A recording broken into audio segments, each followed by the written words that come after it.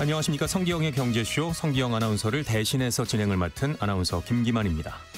미국 트럼프 대통령이 전 세계에 부과하는 상호관세 행정명령에 서명을 했습니다. 한국과 일본, 유럽연합에는 합의한 대로 15% 상호관세가 부과됐고요. 무역협정이 타결되지 못한 인도에는 25%, 캐나다에는 현재 25% 관세율이 35%로 상향이 됐습니다. 상호관세 부과 시점은 7일 뒤로 명시가 돼서 우리 시각으로 오는 7일 오후 1시부터 발효가 된다고 하는데요.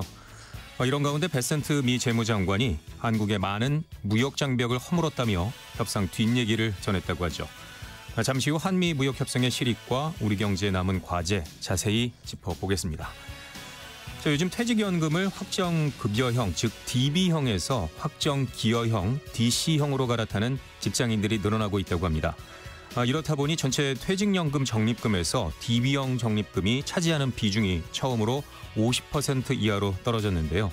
직장인들이 왜 DB형에서 DC형으로 전환하려고 하는지, 내 퇴직연금도 바꿔야 할지 자세히 살펴보겠습니다. 이 시간 유튜브로도 함께합니다.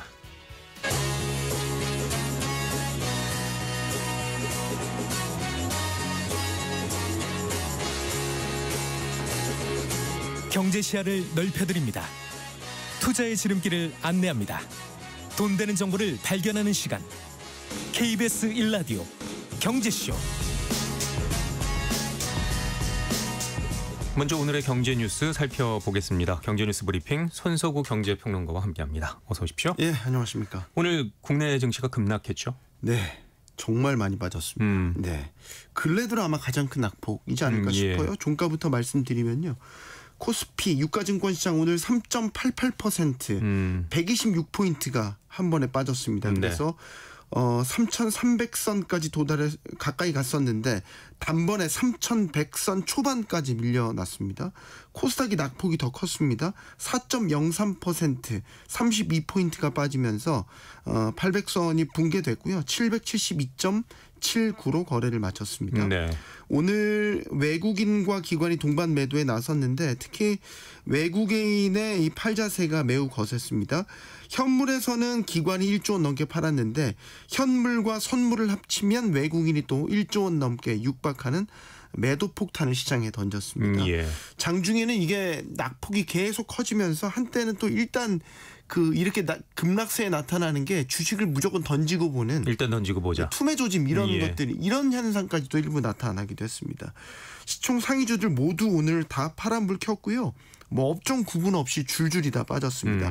시총 1위 삼성전자는 오늘 3.5% 하락을 하면서 어렵게 올라간 7만 원 선을 다시 내주게 됐고요. SK하이닉스는 오늘 5%대로 아주 낙폭이 큰 모습 보였습니다. 은행, 증권주 같은 금융주들도 일제히 하락세, 지배구조 개편 기대감이 불었던 지주사들도 오늘은 큰 폭의 약세로 돌아섰습니다. 예, 오늘 증시가 왜 이렇게 크게 출렁인 건가요? 딱 우리 속담 많이 맞아요. 울고 싶은데 뺨 때렸다. 이 말이 딱 들어맞는 분위기였습니다.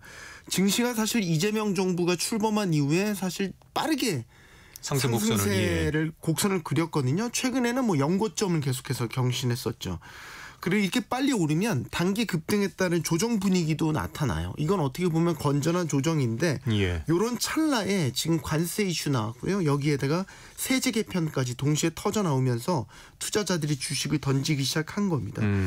관세 협상은 물론 시한 전에 극적인 타결을 지음으로써 최악의 상황은 피했다는 평가지만 자동차를 비롯해서 철강 같은 일부 피해 업종들에 대한 우려가 좀 크게 부각되는 모습이었습니다. 특히 이제 자동차를 보면 한미 FTA가 무력화되면서 일본과 유럽산 차에 비해 가져갔던 2.5%의 가격 경쟁력이 사라졌다는 점, 철강의 경우에는 50%의 관세가 그대로 적용된다는 점, 이런 상호관세의 부정적인 면들이 투자자들의 실망 매물을 쏟아내게 했다는 원인이 됐다는 분석이고요. 여기에 또 기름을 끼얹은 게 정부가 어제 발표했던 세제 개편이었어요. 올해 세제 개편안 발표하면서 대주주 양도소득세 과세 기준을 종목당 50억 원에서 10억 원으로 낮추기로 한 겁니다. 예. 여기에다가 이제 증권 거래세율도 0.15%에서 0.2%로 올리기로 했거든요. 이 같은 방안들이 개편안에 포함되자 투자 심리가 급격히 얼어붙으면서 매물들을 쏟아내고 있는 것으로 보입니다. 예. 특히 대주주 양도세 기준을 10억 원으로 확대하는 것에 대해서 투자자들의 반발이 거센 분위기입니다. 네, 그렇습니다. 대주주 양도세 기준을 이제 15억 원으로 한다는 것은 상장 주식을 종목별로 만약에 내가 10억 원 이상 보유하고 있다면 이 투자자는 주식을 매도할 때 이건 대주주로 간주가 돼서 양도소득세 부과 대상이 된다는 뜻입니다. 그런데 이제 이 기준이 10억 원이라는 게 너무 낮다는 지적이 이전부터 많았어요. 그러니까 주식시장의 시가총액도 과거에 비해서 계속해서 커지고 있고 무엇보다 이 10억 원 정도의 기준을 과연 대주주로 볼 수 있겠냐. 여기에 대한 논란이 끊이지 않았던 거죠. 예. 그래서 이전부터 연말이 되면 양도소득세를 물지 않으려는 투자자들이 일시에 주식을 이제 매도를 하면서 연말에 이런 주가 하락, 이에 따른 중시 분위기가 전반적으로 좀 다운되는 이런 일이 반복이 됐거든요. 그래서 이전 정부에서는 이 기준을 50억 원으로 상향을 했단 말이죠. 그런데 이제 이재명 정부 들어와서 첫 세제 개편안에서 이를 다시 10억 원으로 되돌려 놓는 안이 포함이 된 거죠. 여기에 지금 개인 투자자들의 반발이 좀 거센 분위기예요. 관련 내용을 즉각 철회해달라는 국민청원까지 오늘 결국 등장을 했습니다. 국회 국민동의 청원 게시판에 대주주 양도소득세 하향 반대 라는 제목의 청원이 올라왔고요. 예. 이 청원 내용은 예상하시겠지만 대주주의 기준을 지나치게 강화했다면서 이를 철회해달라라는 것입니다. 하지만 여당인 더불어민주당과 정부의 생각은 좀 다른 것 같습니다. 일단 윤석열 정부에서 증시 활성화 취지로 대주주 요건을 50억 원으로 높였는데 결과적으로 보면 증시 대량 보유자, 즉 큰 손들의 세금을 깎아줬을 뿐 증시 활성화에는 별 효과가 없었다. 예. 그래서 일각에서 제기하는 이른바 연말 하락설에 대해서도 근거가 없기 때문에 증시에 큰 타격을 입히지 않을 것이다. 이런 입장을 고수하고 있고요. 하지만 역시 상당수 시장 전문가들은 연말에 시장에 수급 왜곡이 일어날 수 있다라는 점을 계속해서 우려를 하고 있습니다. 여기에 또 하나 우려하고 있는 것이 최근에 배당 기준일 제도까지 개편이 됐어요. 이거는 과거와 달리 이제 그 주주총회에서 배당을 받을 수 있는 기준일을 정하게 했거든요. 그러니까 꼭 연말까지 보유하고 있지 않아도 되게 된 셈이에요. 그러니까 유인이 약해진 거죠. 연말까지 보유해야 된다는 유인이 약해진 상황에서 대주주 범위까지 확대가 된다면 연말 매도세 막을 수 없을 것이다. 이런 강해질 것이란 이런 전망 나오고 있습니다. 자, 도널드 트럼프 미국 대통령이 국가별 상호 관세를 조정한 행정명령에 서명을 했죠. 네, 그렇습니다. 지금까지 이제 우리나라를 포함한 주요 교역국들과 진행한 무역 협상 결과를 반영해서요. 기존에 발표한 국가별 상호 관세율을 조정한 행정명령에 서명을 했고요. 이번 행정명령은 미국이 다른 국가들과 합의한 내용을 관계부처가 이행하는 데 필요한 지시를 담은 절차에 해당이 됩니다. 그래서 행정명령 부속서에 우리나라를 포함한 68개국 그리고 유럽연합까지 포함해서 69개 경제 주체에 대한 상호 관세율이 명시가 됐습니다. 자, 우리나라에 대한 상호 관세는 합의한 대로 15%로 명시가 돼 있고요. 앞서 합의한 일본과 유럽연합도 같은 15%, 베트남은 20%, 인도네시아, 필리핀도 기존에 합의한 관세율로 조정이 됐습니다. 당초 32%의 관세를 부과받았던 대만은 이번 부속서에서 20%로 관세가 낮아지긴 했지만 우리나라와 비교하면 5%포인트가 높고요. 상대적으로 이제 높은 관세를 부과받은 나라들도 눈에 띄는데 인도가 대표적입니다. 그 기존에 부과하겠다고 경고한 25%가 그대로 적용됐고 브라질의 경우에는 정치적인 이유까지 겹쳐서 보복성 관세 10%포인트까지 더해져서 총 50%의 관세를 적용받게 됐습니다. 예. 자, 미국 관세 영향에도 지난달 수출은 증가세를 이어갔다고요? 네. 산업통상자원부가 발표한 7월 수출입 동향에 따르면요. 지난달 수출 608억 2천만 달러로 전년 동월 대비 5.9% 증가했습니다. 예. 6월에 이어서 두 달 연속 증가세이고요.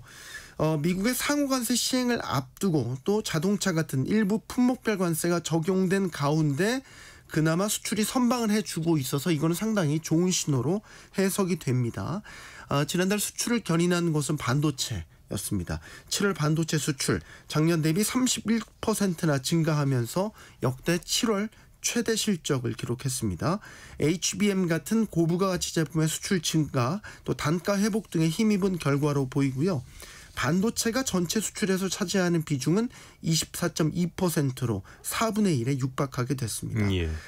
미국의 25% 품목관세 부과를 받은 자동차의 경우에는 대미 수출은 감소했지만 유럽연합과 그 밖에 다른 국가들로 수출이 늘어나면서 작년보다 8.8% 증가한 선방한 수출 실적을 보였습니다. 선박 수출 역시 LNG 운반선 중심의 수출 호조로 작년보다 2배 이상 수출이 늘어났습니다. 예, 국가별로 수출도 궁금한데요. 특히 대미 수출 실적은 어땠나요? 대미 수출은 103억 3천만 달러를 기록해서 전년보다 1.4% 증가는 했지만요. 중국과 아세안에 이어서 순위는 3위로 밀려났습니다. 작년에 대미 수출은 거의 1위, 2위 계속 왔다 갔다 했었습니다. 확실히 미국 관세 영향으로 비중이 상대적으로 축소된 것으로 보이고요. 특히 자동차나 철강 부품 같은 고율 관세가 적용된 품목은 대미 수출이 확연히 줄면서 전체 수출 비중을 끌어내렸습니다. 지난달 수출이 증가를 하기는 했지만 일각에서는 이게 일종의 밀어내기식 수출이 아니냐라는 분석도 나옵니다. 즉 미국이 8월부터 상호관세 부과를 예고했기 때문에 업체들이 관세를 부과받기 전에 최대한 많이 수출을 하자라고 해서 수출을 늘렸다는 이야기가 되겠죠. 이 얘기는 반대로 이야기해보면 상호관세가 발효되는 8월부터는 수출이 급감할 수 있다라는 얘기이기도 합니다. 예. 아울러서 반도체나 자동차, 선박을 제외한 다른 다수의 품목들은 수출 부진을 겪고 있다라는 겁니다. 2차 전지 같은 경우는 작년 대비 수출이 20% 이상 감소했고요. 철강, 자동차 부품 같은 미국의 고율 관세 대상 품목도 일제히 하락세 보였고요. 전통적인 제조 품목들도 대부분 역성장을 기록했습니다. 네, 경제뉴스 브리핑 손석우 경제평론가와 함께했습니다. 오늘 말씀 고맙습니다. 감사합니다.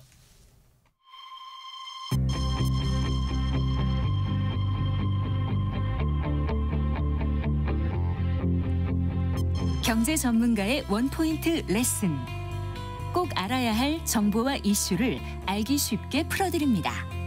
대한민국 경제 고수와 함께 투자의 맥을 짚는 KBS 일라디오 경제쇼. 진행의 성기영 아나운서입니다.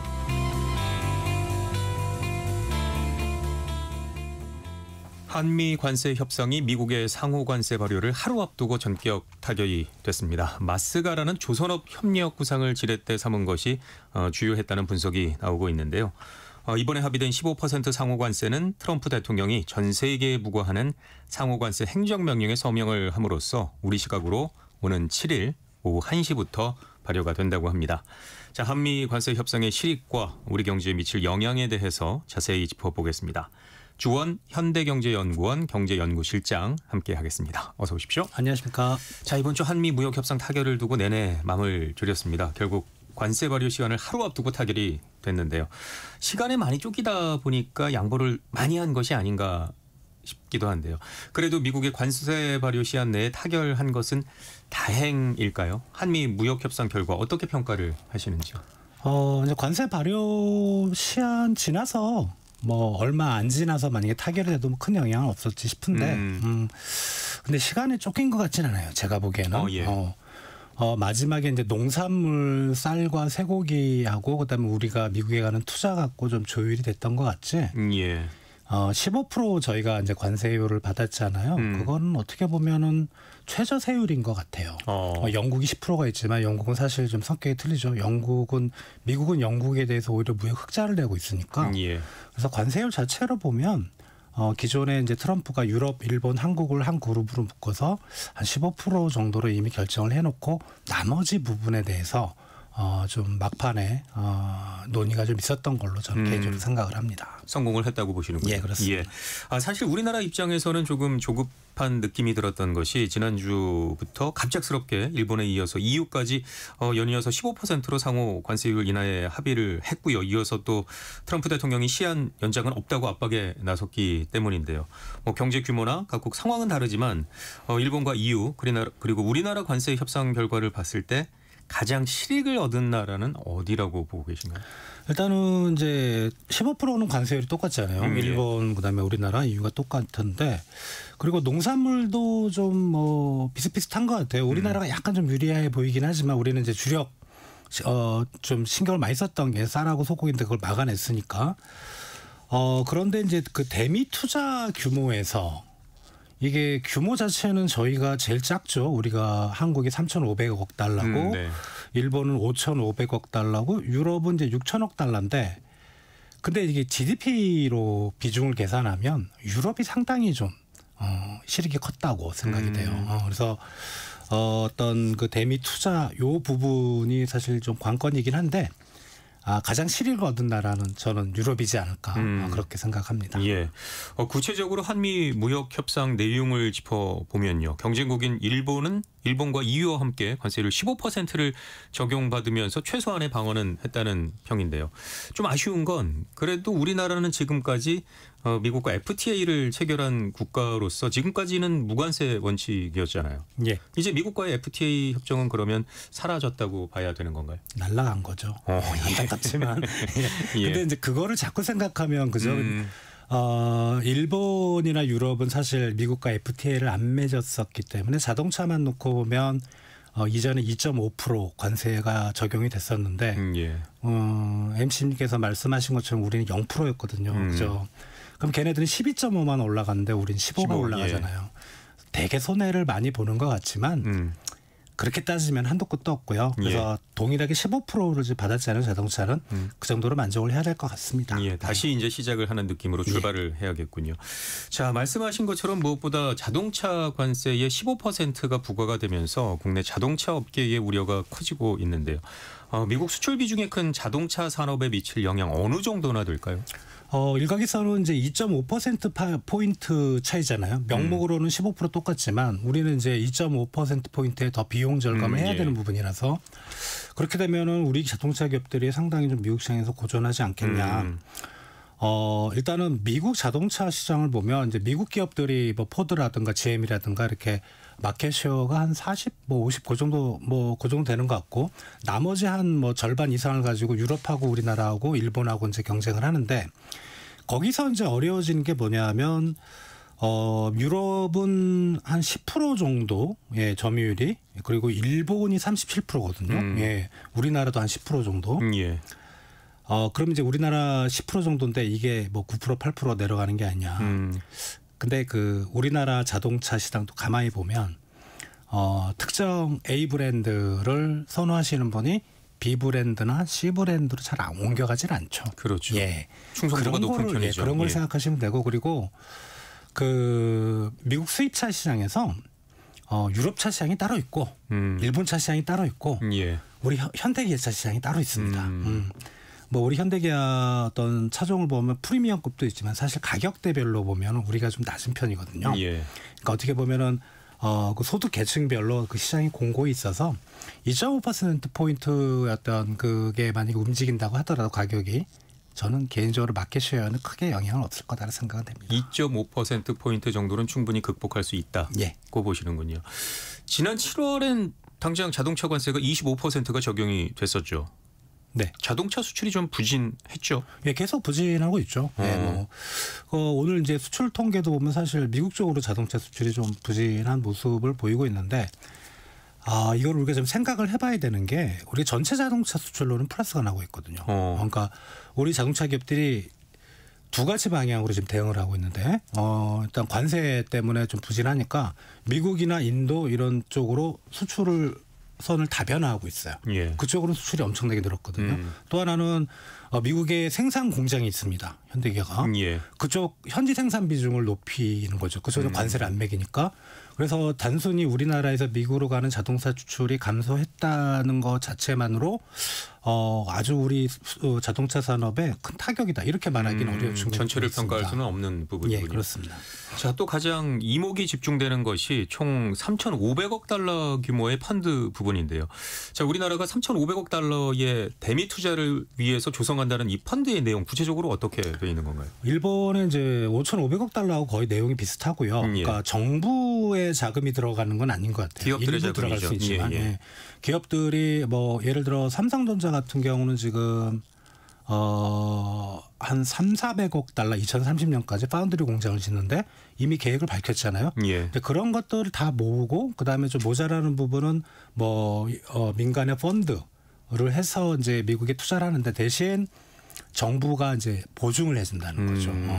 그런 의미에서 이제 일본 같은 경우도 뭐 무역보험공사 우리나라 치면 우리나라 중에서 한국수출입은행 이런 식에서 정부 보증에 총액이 3,500억 달러인 거지 정부 자금이 들어간다고는 생각이 안 됩니다. 이미 발표가 됐던 것들도 다 포함이 되는 규모인 거죠. 그게 사실은 그 해석하기 나름인데 미국 정부는 그렇게 해석하고 싶지 않을 건데 사실 우리가 이제 뭐 산자부 장관하고 통상교섭본부장 넘어갔을 때는 이미 그 안에 이게 식별이 불가능하게 이리저리 다 이렇게 섞어놨을 것 같다는 생각입니다. 그렇군요. 자, 대미 투자 규모의 마스가 프로젝트가 크게 기여를 했다고 얘기를 하는데 마스가 프로젝트는 어떤 프로젝트고 이 프로젝트가 우리 조선업계에도 실제로 이익이 될까 실익이 될지도 궁금한데요. 그 마가라는 거 많이 들어보셨을 거예요. 예. 트럼프 대통령이 이제 선거운동할 때 MAGA 그래서 Make America Great Again. 예. 뭐 미국을 다시 위대하게. 근데 MA하고 GA 사이 S를 넣어서 예, 조선을 넣어서 대신 이제 아메리카가 아니고 아메리칸 쉽빌딩. 미국 조선업. 예. 그러니까 미국 조선업을 다시 위대하게. 이름은 참 잘 지었네요. 이거는요. 일단 우리가 진 거거든요. 근데 지금 설이 두 가지가 있습니다. 지금 새 정부 들어서 지었다는 설도 있고 이미 이제 그 이전 정부에서도 이게 트럼프하고 겹치는 구간이 있잖아요. 그때부터 준비했다는 얘기도 있고. 아무튼 이름은 기가 막히게 줬고 그 미국의 장관이 상무장관이 칭찬했다는 얘기도 들었어요. 기분 좋았을 것 같은데 미국 입장에서. 그레이트 아이디어 뭐 이렇게 얘기를 했다는 건데 말씀하신 대로 미국 조선업은 지금 뭐 파탄입니다. 파탄이고요. 지금 글로벌 조선 시장을 보면은 마켓쉐어가 중국이 절반이 넘고요. 한국이 한 30%, 일본이 한 10% 정도 된데 미국의 조선업이 중요한 거는 얘네들이 이제 뭐 보시다시피 우리 전쟁 영화 헐리우드 영화 보시면은 항공모함이 자주 등장하잖아요. 네. 얘네들의 어떻게 보면은 그 선박이라는 거에 상당히 국방하고도 관련이 있고요. 또 미국 상선이 많이 안 돌아다녀요. 네. 다 다른 국적에. 그러다 보니까 이제 조선업에 대한 어떻게 보면 미국에는 해양 강국이잖아요. 그래서 근데 조선업이 많이 망가졌고 그거를 재건시킬 수 있는 나라는 말씀드린 중국, 한국, 일본. 일본은 일단은 아닙니다. 형편없어요. 그러면 이제 가장 가능성이 큰 거는 중국인데 중국이 어떻게 미국의 안보와 그런 해양 산업에 접근할 수 있겠습니까? 유일한 국가는 한국이죠. 우리나라가 경쟁력이 있군요. 상당히 있습니다. 특히 우리나라는 이제 중국보다는 고부가 가치 성박, 하이테크 쪽에 장점이 있고 그런 걸 생각할 때 3,500억 달러 중에 1,500억 달러는 이 마스가 프로젝트로 가는 것 같고요. 이거는 사실은 나머지 2,000억 달러는 이제 나중에 말씀드릴 텐데 그거보다는 이 마스가의 1,500억 달러는 상당히 좀 구체화되는 그런 측면이 있는 것 같아요. 그렇군요. 우리 조선 기업들이 상당히 좀 들어가고 싶어하는 것 같고 특히 하나오션 같은 경우는 어제 그 발표되고 주가가 13%가 뛰었고요. 오늘은 코스피가 폭락했는데 유일하게 하나오션은 4%가 뛰었습니다. 그리고 이제 현대중공업 그쪽 계열은 사실은 좀 약간은 좀 뭐랄까 한 발 빼는 그런 분위기였는데 이쪽도 좀 최근에 보면 적극적으로 좀 고려하고 있고 특히 이제 우리 입장에서 아까 말씀드렸던 세계 시장 점유율이 자꾸 중국한테 밀리고 있잖아요. 미국 시장에 들어가서 미국과 협력하게 되면은 아무래도 뭐 미국이라든가 미국과 좀 친한 동맹 국가들, 서방 국가들의 선박 발주가 그쪽에 집중이 될 수 있거든요. 그러면 우리가 마켓쉐어를 확보할 수 있다는 그런 측면도 분명히 있는 것 같고, 그래서 우리 기업들의 어떤 그 이 마스가 프로젝트로 받는 이익은 저는 괜찮다고 이 프로젝트는 우리 조선업에 상당히 도움이 될 거라고 생각이 됩니다. 조선업계에서는 기대를 많이 하고 있겠군요. 네, 그렇습니다. 예. 자, 그런데 투자펀드에서는 이익 공유를 두고 일본과 마찬가지로 이견을 보이고 있는데요. 미국 상무부 장관은 여기서 발생한 투자 수익 90%를 미국이 가져간다고 주장을 하고 있고요. 우리나라는 또 재투자 개념이라고 설명을 하고 있는데 어떻게 보는 게 맞을까요? 자, A라는 사람과 B라는 사람이 이제 공동 그 사업을 하는데 공동 대표고 예. A는 돈을 하나도 안 내요. 근데 B가 전부 내요. 그런데 이제 수익이 발생했을 때 A가 수익의 90%를 가져간다면 그거는 상도의가 아니죠. 예, 정상적인 게 아닙니다. 말도 안 되는 상황이죠. 차마 방송에서 제가 이제 속어를 쓰려고 하는데 그렇죠. 말이 안 되는 거고요. 그런 상황이죠. 예. 예. 그래서 저는 개인적으로 이제 우리가 해외에 투자를 했을 때 기업들이 이익이 발생하면 국내로 한국으로 과실 송금이라는 걸 하잖아요. 이익에 대해서 예. 그 송금을 10%로 제한한 것 같고요. 나머지 90%는 뭐 미국 정부가 뺏어간다는 게 아니고 거기서 이제 우리 기업들이 그걸 가지고 뭐 재투자를 한다든가 뭐 경영 활동을 할 때 도움이 된다는 이제 그런 의미로 해석을 해야지. 이게 정상적인 우리 자본주의 시장에서는 말도 안 되는 공산주의입니까? 뭐 미국이라는 나라가 아무리 트럼프가 지금 뭐 트럼프 독재라고 하지만 예. 그 정도까지는 아니거든요. 그래서 저는 이 부분에 대해서 너무 크게 우려들은 안 하셔도 될 것 같다는 생각입니다. 일단 미국에서는 세게 얘기하고 싶은 마음도 있겠죠. 그렇죠. 예. 예. 자, 이번에 합의 내용을 보면 또 추후에 발표될 반도체와 의약품 등 품목별 관세에는 최고 대우를 받기로 약속을 받았다고 하는데요. 관세율을 적시하지 않아서 좀 불안한 마음이 들긴 하지만 그래도 최혜국 대우를 약속했다면 향후 트럼프 대통령이 반도체와 의약품에 품목 관세를 부과할 때 우리에게는 상대적으로 기회가 될 수 있을까요?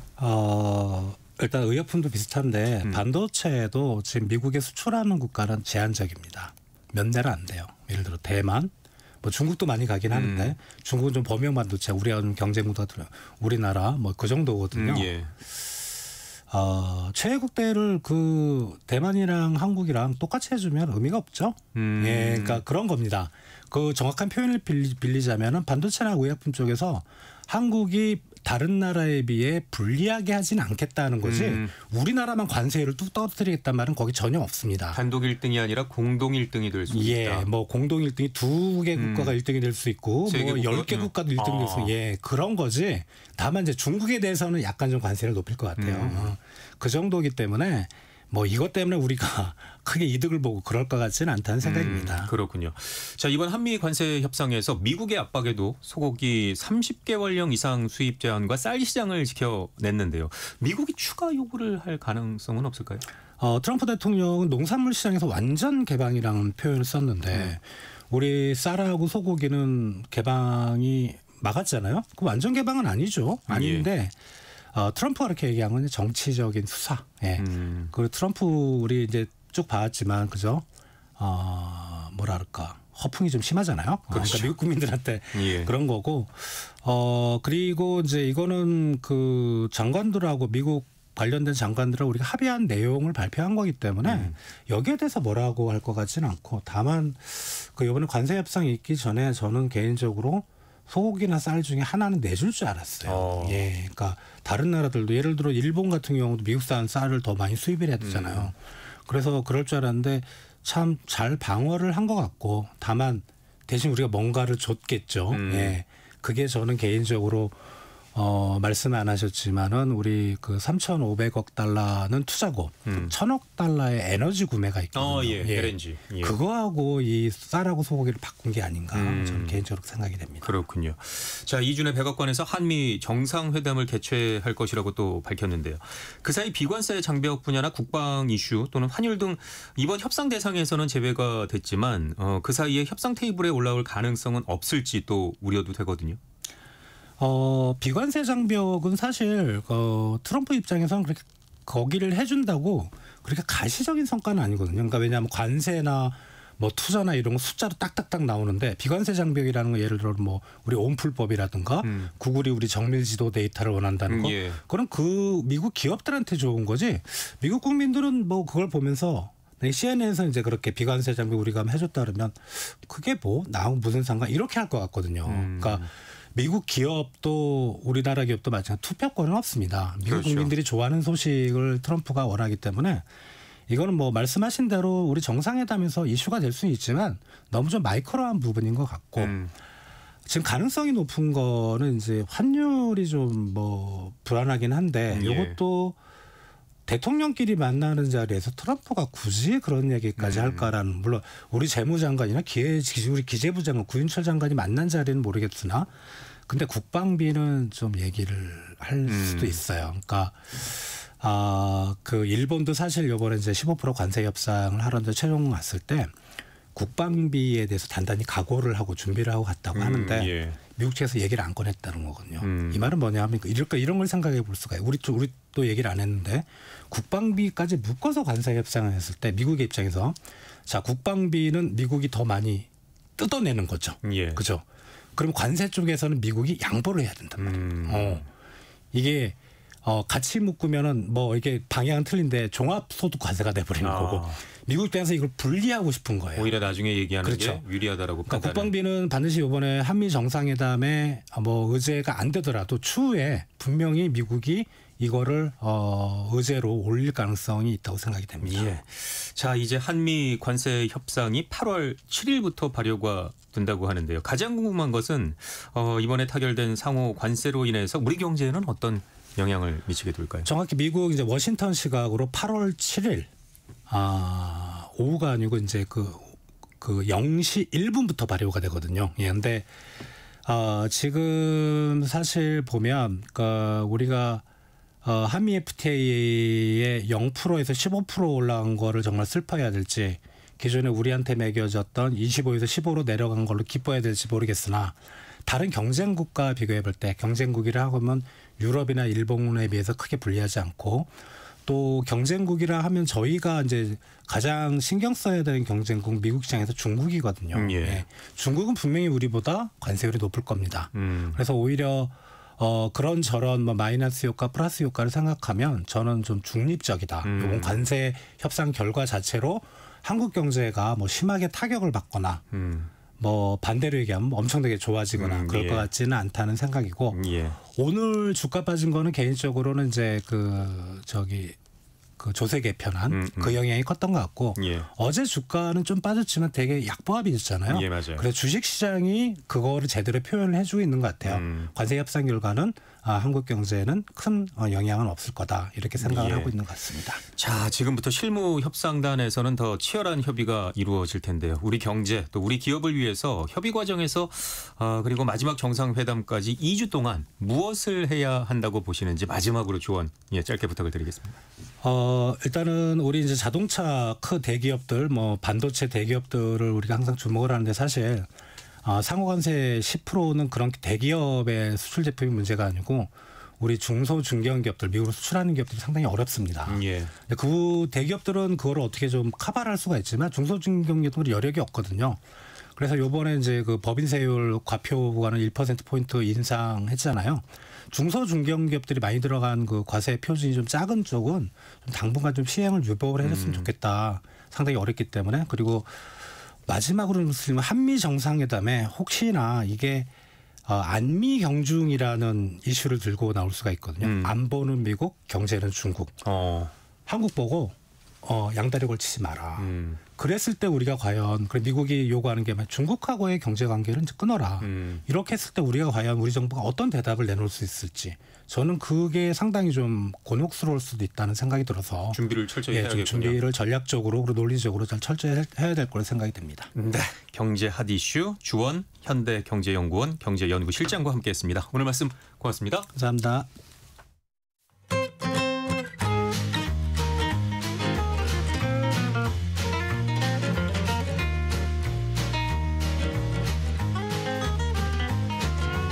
경제 맛집 투자 핫플.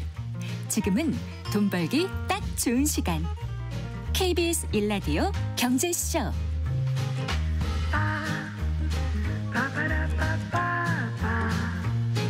네, 바야흐로 100세 시대입니다. 행복한 노년을 위해서는 건강과 노후 대비가 무엇보다 중요한데요. 은퇴 이후 노후 자금을 위해서 돈 관리 계획을 구체적으로 세워봅니다. 자, 오늘도 미래에셋 투자와 연금센터의 김동엽 상무와 함께하겠습니다. 어서 오십시오. 네, 안녕하십니까? 자, 직장인들이 요즘 퇴직연금을 확정급여형 DB에서 확정기여형 DC형으로 많이들 갈아탄다고 하는데요. 먼저 DB형, DC형 퇴직연금의 특징부터 좀 설명을 해주시죠. 일단 DB, DC하면 헷갈리시죠? 예. 영어로 돼서 되게 헷갈리는데 일단 퇴직급여제도부터 먼저 알아야 돼요. 우리나라는 직장에서 1년 일하면 그분이 퇴직할 때 회사가 퇴직금을 줘야 되거든요. 회사 입장에서는 부채고 근로자 입장에서는 급여인데 나중에 받으니까 후불급여의 성격이 되게 강하잖아요. 예. 근데 회사가 내가 퇴직하기 전에 회사에도 문제가 생길 수 있죠. 그럼 퇴직금을 못 받을 가능성이 존재를 하잖아요.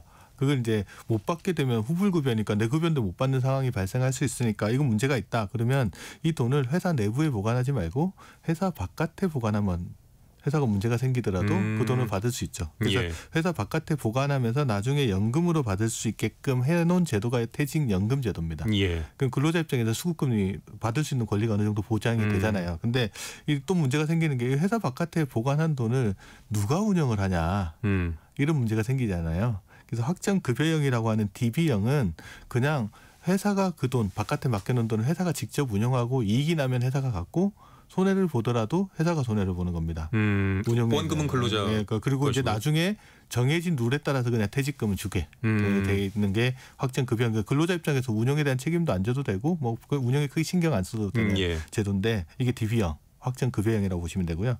DC형은 가입한 사람들이 근로자들이 자기 계좌를 하나씩 다 가지고 있어요.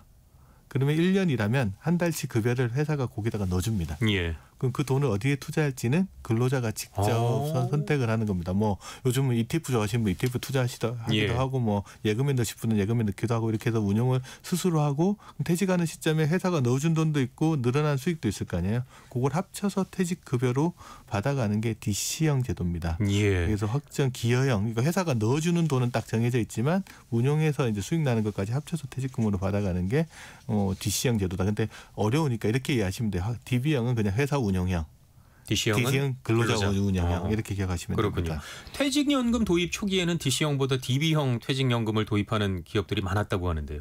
이유가 있는 건가요? 크게 두 가지 이유가 있습니다. 첫 번째는 기존에는 퇴직금 제도였잖아요. 퇴직금 제도랑 DB형 제도가 퇴직금 계산하는 방식이 똑같습니다. 그러니까 방식이 똑같으니까 회사 바깥에 운영하는 것만 달라지지 방식이 똑같은 게 근로자 입장에서 저항이 좀 적겠죠. 더 덜할 거죠. 어떻게 계산하냐 그러면 내가 이 올해 말에 퇴직한다 그러면 12월 31일에 퇴직하면 10월, 11월, 12월 달에 받은 급여 있죠. 예. 그걸 다 더합니다. 그런 다음에 나누기 92일 정도 되잖아요. 예. 90일로 나누면 그게 하루치 평균 임금이 나오거든요. 평균 임금, 하루치 예, 임금이 예. 나오잖아요. 그거에 30이라면 한 달치 급여가 되잖아요. 거기다가 계속 근로기간을 곱하면 퇴직금을 계산할 수 있는 거예요. 그런 식으로 계산을 하다 보니까 마지막 급여가 되게 중요하죠. 예. 그러니까 임금 상승률이 높은 회사에 되게 좋은 제도가 DB형 퇴직연금 제도. 퇴직금하고 DB형 퇴직연금은 계산 방식이 똑같다. 그러니까 근로자 입장에서는 뭐 받아들이기가 좀 편한 제도라고 보시면 됩니다. 그래서 그렇군요. 많이 선택을 했다. 근데 대신 DC형 같은 경우에는 자기 계좌 만들어 놓고 돈 넣어 놓고 운영해야 되고 이런 불편함들이나 이제 책임을 져야 된다니까 약간 거부감도 있고 이런 부분들 때문에 처음에는 가입하는 사람 수가 적을 수밖에 없었던 상태, 도입 상태 그렇고요. 두 번째는 이제 임금 상승률이 높았던 회사들이 되게 많아요. 특히나 우리나라 같은 경우는 대기업들이 먼저 퇴직연금 제도를 도입하다 보니까 대기업들은 임금 상승률이 일반 중소기업보다 상당히 높잖아요. 예.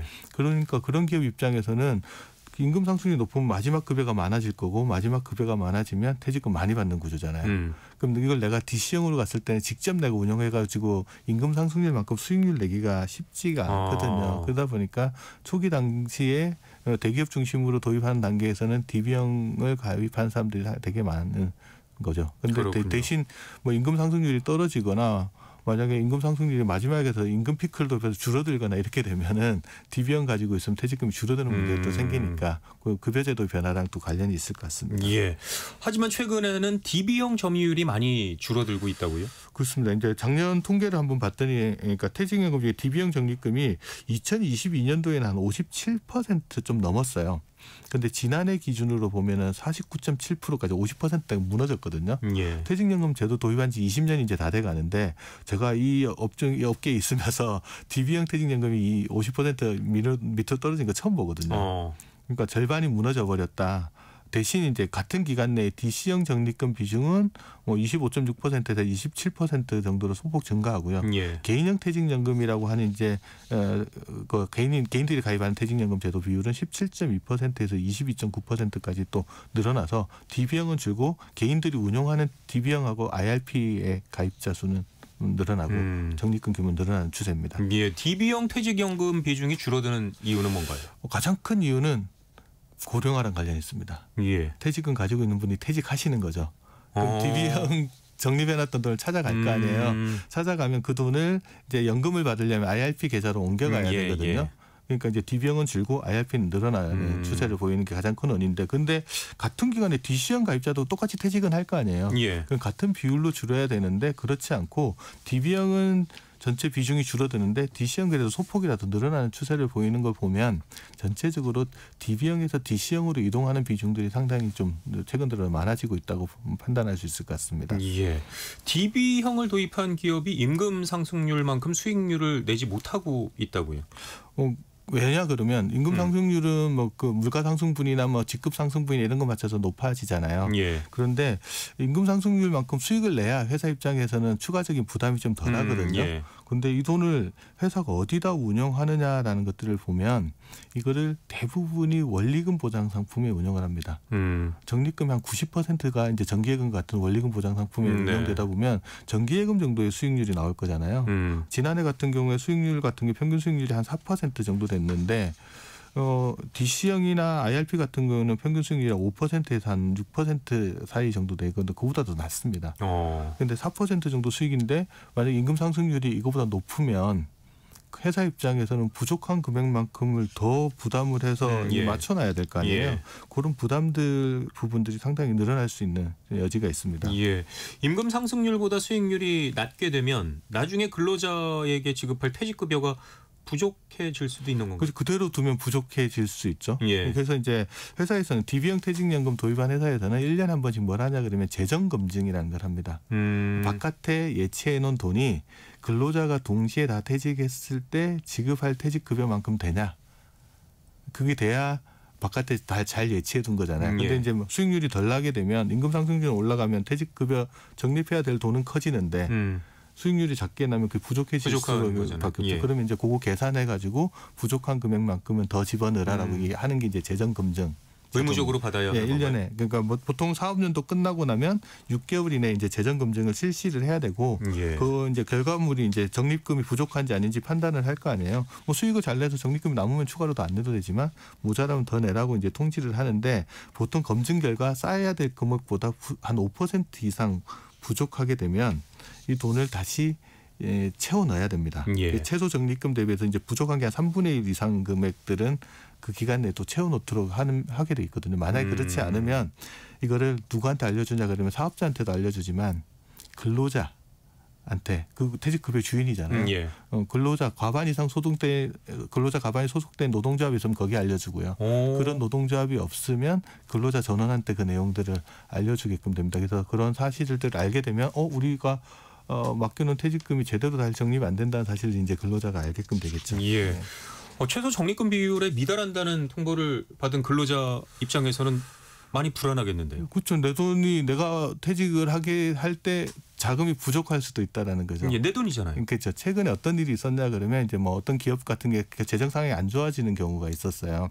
근데 그 기업은 이제 DB형 퇴직연금하고 DC형 퇴직연금을 동시에 도입하고 있는 회사인데 근로자한테 어느 거 할지 선택을 맡겨놓은 상황이거든요. 이 기업이 만약에 회사 상황이 안 좋아지고 재정 검증을 해봤더니 돈이 많이 부족한 것 같다라고 하면 만약에 회사에 문제가 생기면 먼저 찾아가는 사람이 퇴직금 받아고 나중에 찾는 사람은 DB형 못 받게 될 수도 있죠. 이런 위험 상황이 있다는 걸 알게 되면 사람들은 어떻게 하겠습니까? 선택은 회사를 퇴직하지 않더라도 DB형 퇴직연금을 DC형으로 전환하려고 할 겁니다. DC형으로 전환하면 자기 퇴직 계좌가 있고 거기다가 돈을 미리 넣어두니까 회사에 문제가 생기더라도 퇴직금을 받을 수는 있잖아요. 그래서 그런 식으로 해서 회사에 재정적 문제가 생겼을 때 DB형 퇴직연금을 DC형 퇴직연금으로 움직이려는 근로자들 수가 늘어나는데 이게 다 할 수 있는 건 아니고 회사에서 DB형 퇴직연금과 DC형 퇴직연금을 동시에 도입하고 있고 그리고 그중에 선택을 근로자한테 맡기는 기업들이 있거든요. 이런 기업들 입장에서는 회사 재정 상황에 따라서 DB형보다는 DC형이 조금 더 낫다고 생각되면 예. 이제 옮겨갈 수 있는 거. 모든 회사 모든 근로자에게 적용이 되는 건 아니군요. 회사가 이제 제도를 2개 다 도입해야지 전환을 할 수 있죠.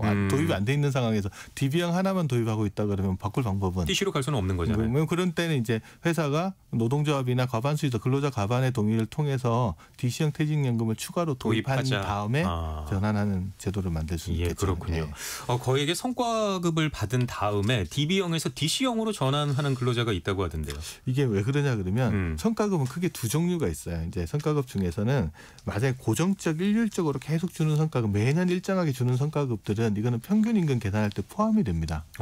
그렇게 되면 평균 임금이 늘어나면 퇴직금도 늘어나죠. 그런데 올해 퇴직금 되게 많이 받아서 성과가 좋아가지고 예를 들면 회사 평가를 잘 받아서 성과가 되게 좋았는데 내년에도 이만큼 평가를 받을 수 있을까? 라는 생각을 하게끔 되잖아요. 내년에는 이거보다 많이 줄어들 것 같다는 생각이 들면 사람들 입장에서는 월급 많을 때 이거를 정산해버리는 게 더 낫잖아요. 그러면 퇴직금은 정산이 안 된다 그러면 DB형 퇴직연금을 그 시점에서 DC형으로 전환을 하려는 욕구가 생깁니다. 그러면 그 시점에서 딱 계산해서 퇴직금 만든 다음에 그거를 DC형 퇴직연금 계좌로 옮기려고 하는 사람들이 있습니다. 요즘 그래서 이거를 저도 현장에 나가서 직장에 가봤더니 직장인들이 저한테 오히려 이걸 물어보는 거예요. 이렇게 하는 게 맞지 않냐. 그래서 그 회사의 제도가 DB형, DC형을 다 도입하고 있는데 우리 회사가 이번에 보너스 되게 많이 주더라. 성과를 잘 받아서. 그렇다면은 전환을 해야 되지 않냐. 그래서 이제 그때 많이 물어보는 게 뭐냐 그러면 언제 전환해야 되냐. 성과급을 받으면 보통 아까 퇴직금 산정할 때는 퇴직 직전 3개월 급여 가지고 한다 그랬잖아요. 그거는 이제 일반 급여가 그렇고 성과급이나 연차수당 같은 경우에는 1년에 한두 번 주는 거잖아요. 그거는 퇴직일로부터 직전 1년 동안 받은 거 합쳐서 4로 나누면 3개월치가 되잖아요. 그렇게 계산하기 때문에 성과급을 받은 날로부터 한 1년 이내에 이걸 하면 이제 그 급여가 반영된 퇴직금을 받게 되잖아요. 그래서 1년 내에 보통 이제 DB에서 DC로 전환하는 시도들이 근로자들 사이에 이제 성과급 많이 받는 근로자들 사이에 있는 것 같습니다. 근로자 입장에서는 꼼꼼히 챙길 필요가 있겠군요. 그렇죠. 내년에도 더 많은 성과급을 받을 수 있다는 보장이 있다면 모르겠는데 올해가 피크인 것 같다라는 생각을 할 수도 있죠. 임금 피크 때 DB형에서 DC형으로 갈아타는 근로자들도 많이 있다고요. 이것도 같은 논리라고 생각할 수 있는데 예를 들면 임금 피크라는 거는 고용 기간을 연장하는 대신 이후에 급여를 줄여드리는 제도잖아요. 근데 급여만 줄어드는 게 아니고 급여가 줄면 평균 임금 줄어들고 평균 임금 줄면 자연스럽게 퇴직금이 줄어드는 문제가 생기잖아요. 그렇다면 DB형에서 그대로 있으면 퇴직금을 손해볼 수밖에 없기 때문에 이거를 DC형으로 전환하는 게 있고 이거는 이제 법적으로 임금 피크를 도입한 사업장은 임금 피크 시점에 근로자한테 그 사실을 알려줘야 됩니다. 당신이 이렇게 가면 퇴직금이 줄어들 수 있다라는 그 방법도 알려주고 그다음에 이거를 대안도 마련해 줘야 되거든요. 근데 DB형에서 DC형 제도를 하나 더 도입한다면 이제 전환할 수 있는 방법들도 이제 회사에서 알려주게끔 됩니다. 그렇군요. 임금 피크 때 퇴직금을 중간 정산하는 방법도 있지 않을까요? 그것도 방법이긴 한데 퇴직금을 가입하지 않은 근로자는 중간 정산을 할 수 있습니다. 그런데 DB형 퇴직연금은 중도 인출이나 중간 정산을 할 수가 없습니다. 본인의 의지로 할 수 있는 게 아니군요. 그러니까 DB형은 중간에 꺼냈을 수가 없기 때문에 유일한 방법은 DB형을 DC형으로 전환하는 게 유일한 방법입니다.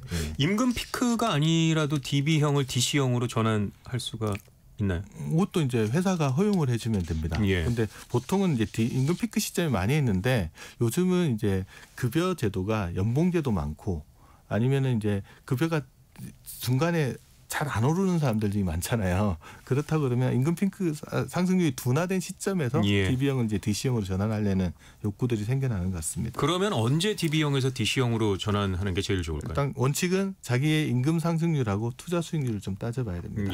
근데 임금 상승률은 잘 보시면 그냥 해가 지나면 물가 오른 만큼 오르는 임금 상승률이 있고 직급 상승분이 있죠.